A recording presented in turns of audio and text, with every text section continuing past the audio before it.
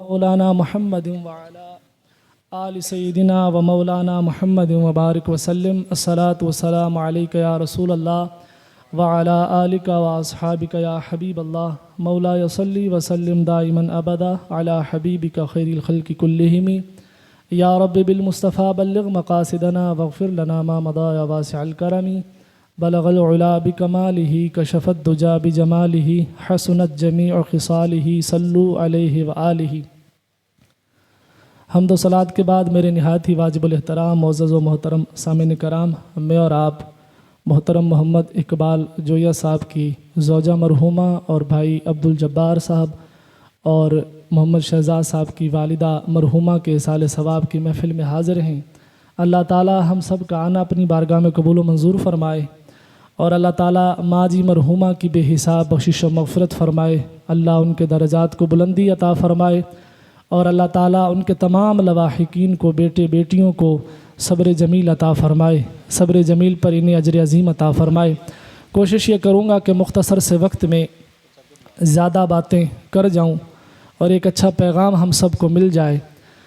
اللہ تعالیٰ مجھے حق اور سچ بیان کرنے کی توفیق عطا فرمائے. خالق کائنات نے قرآن مجید فرقان حمید میں ارشاد فرمایا وبالوالدین احسانا، فرمایا اور والدین کے ساتھ بھلائی کرو.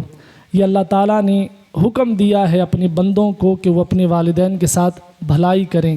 اور ایسے ہی ایک اور آیت ہے جس کا ترجمہ ہے، فرمایا جب تمہارے سامنے تمہارے والدین یا دونوں میں سے کوئی ایک بڑھاپے کو پہنچ جائیں تو تم نے ان کو اف تک نہیں کہنا اور نہ ہی ان کو جھڑکنا ہے. اور ایک اور مقام پر فرمایا وَقُلْ رب ارحمہما کما ربیانی صغیرا، کہ اپنے والدین کے لیے دعا کیسے کرنی ہے. یہ اللہ تعالیٰ کا حکم ہے. یاد رکھیے گا احادیث مبارکہ میں بھی فضائل بیان ہوئے ہیں والدین کے، اور اسی طریقے سے قرآن مجید فرقان حمید کے حوالے سے میں عرض کر چکا. آقا علیہ الصلاۃ والسلام کی حدیث مبارکہ ہے، حضور علیہ الصلاۃ والسلام نے ارشاد فرمایا کہ تمہارے والدین تمہارے لیے جنت بھی ہیں اور دوزخ بھی ہیں. عرض کی گئی یا رسول اللہ صلی اللہ علیہ وسلم کس طرح؟ فرمایا کہ جس نے اپنے والدین کو راضی کر لیا، ان کی خدمت کی تو وہ جنت میں جائے گا، اور جس نے ناراض کر دیا اور ان کی نافرمانی کی تو وہ جہنم میں جائے گا. تو اس لیے یہ ہماری جنت ہے. ہر بندہ یہ بات تسلیم کرتا ہے. ہم سنتے رہتے ہیں نا کہ جنت جو ہے ماں کے قدموں کے تلے ہے. ہر بندے کو یہ پتہ ہے. تو آج ضرورت اس بات کی ہے کہ کیا ہم اس بات پر عمل کرتے ہیں یا نہیں.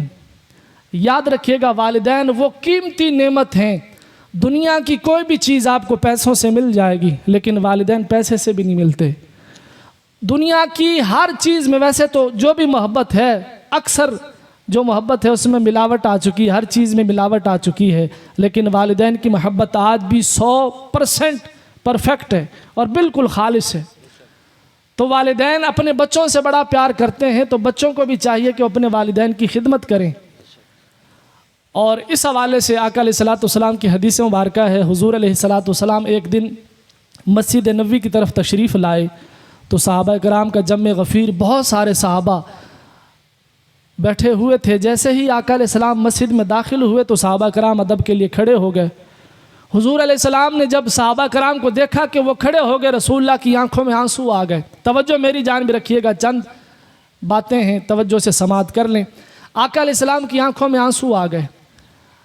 اب یہ آپ کو بھی پتہ ہے کہ جب بندے نے کوئی مشکل وقت دیکھا ہو نا، اپنی زندگی مشکلات میں گزاری ہو، غربت میں گزاری ہو، اور غربت کے وقت یا مشکلات کے وقت والدین زندہ ہوں، پھر اللہ تعالیٰ بندے کو نواز دے اور بندے کے پاس مال و دولت آ جائے اور والدین نہ ہوں، تو پھر بندہ یہ تمنا کرتا ہے کہ یار جدوں میں غریب سی ادوں میرے والدین زندہ سیگے، ہن میرے کول مال و دولت اللہ تعالیٰ نے مینوں عطا فرمایا، کاش آج کدھر زندہ ہوندے نا تو میں انہاں دی ہر خواہش پوری کردا.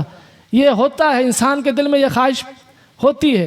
تو حضور علیہ الصلاۃ والسلام جیسے ہی تشریف لائے، دیکھا کہ صحابہ کرام کھڑے ہو گئے تو حضور علیہ السلام کی آنکھوں میں آنسو آ گئے. آقا علیہ السلام نے کیا جملے ارشاد فرمائے؟ حضور علیہ السلام نے اپنے صحابہ سے فرمایا، صحابہ کاش آج میری ماں زندہ ہوتی. اب اگلے جملوں پر غور کیجئے گا.